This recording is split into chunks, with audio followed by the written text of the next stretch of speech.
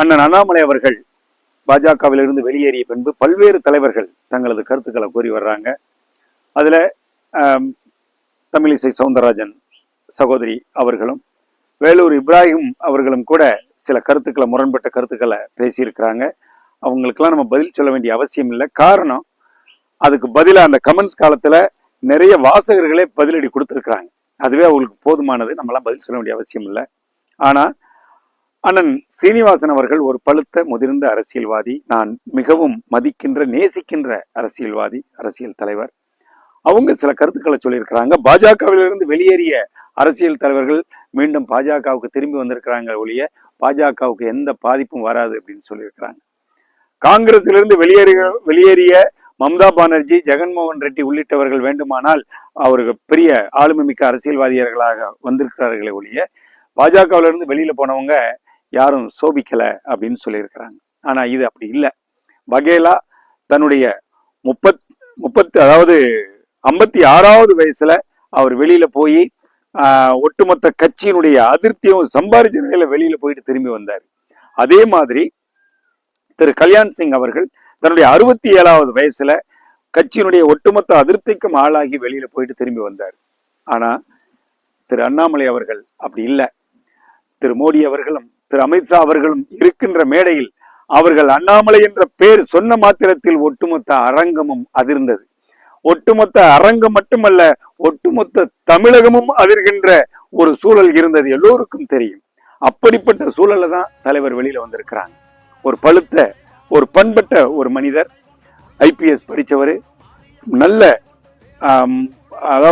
கட்டுக்கோப்பான நிர்வாகத்தை எப்படி பண்றது அப்படின்னு சொல்லி அந்த அரசியல் சாசன சட்டத்திற்கு முரண்படாத ஒரு ஆட்சி நிர்வாகத்தை 10 ஆண்டுகள் நடத்திய பெருமை மிக்க தலைவர். லக்னோவில் உள்ள அந்த மேலாண்மை கல்வி பயிலக்கூடிய இடங்கள்ல படித்தவர்.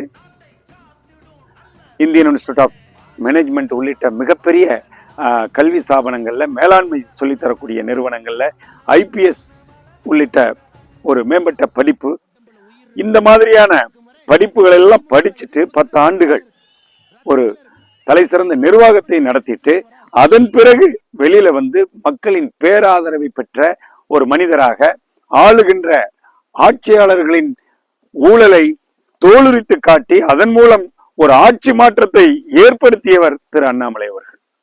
அந்த ஆட்சி மாற்றத்தை ஏற்படுத்திய பின்பு அண்ணாமலை போன்ற ஒரு மிகப்பெரிய ஆளுமை மிக்க தலைவர் வேண்டும் என்ற எதிர்பார்ப்பில் இருந்தபோது அவரை சிலர் சதி செய்து மூலையில் உட்கார வைத்து விட்டார்கள்.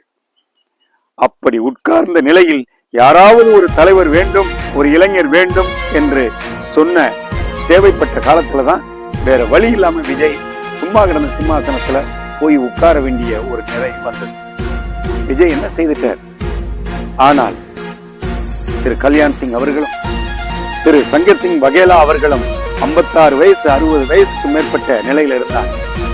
திரு அண்ணாமலை அவர்கள் 42 வயசாக இருந்தாலும் 1984 90களுக்கு பிறகு பிறந்தவங்களை ஜென்சி இளைஞர்கள்னு சொல்றோம். ஏறத்தாழ ஜென்சி இளைஞர்களுக்கும் முன்னால ஒரு 5-6 வருஷத்துக்கு முன்னால பிறந்த ஒரு மிக இளம் வயதில் ஒரு ஆளுமை மிக்க படிப்பு, ஆளுமை மிக்க பணிகள் எல்லாம் செய்துட்டு ஒரு முதிர்ந்த மனநிலையில் அதே நேரத்தில் துடிப்பான ஒரு இளம் ஒரு அரசியல் தலைவராக என்று உருவெடுத்து மக்களின் பேராதரவை பெற்ற ஒரு தலைவராக இன்னைக்கு திரு அண்ணாமலை அவர்கள் வந்திருக்கிறாங்க. அவங்க எப்படி திரும்பி வருவாங்க? வேண்டுமானால் எதிர்காலத்தில் பாஜக திரு எடியூரப்பா அவர்களிடம் காம்ப்ரமைஸ் செய்து கொண்டது போல காம்ப்ரமைஸ் செய்து கொள்வதற்கு பாஜக வேண்டுமானால் முயற்சிக்கலாம் ஒழிய திரு அண்ணாமலை அவர்கள் முன்வைத்த கால பின் வைப்பதற்கு என்ன வாய்ப்பு இருக்கிறது? கண்டிப்பாக வாய்ப்பு இல்லை. ஒரு அடுத்த 30 ஆண்டுகளுக்கு தமிழக அரசியலில் ஒரு மாபெரும் அரசியல் களம், ஒரு அரசியல் தளம் உருவாக இருக்கிறது. அந்த தளத்தை உருவாக்கக்கூடிய பொறுப்பையும் கடமையையும் அன்பு தலைவர் அண்ணாமலை அவர்கள் ஏற்படுத்தி கொண்டிருக்கிறார் என்பதை அண்ணன் சீனிவாசன் அவர்களுக்கு பணிவோடு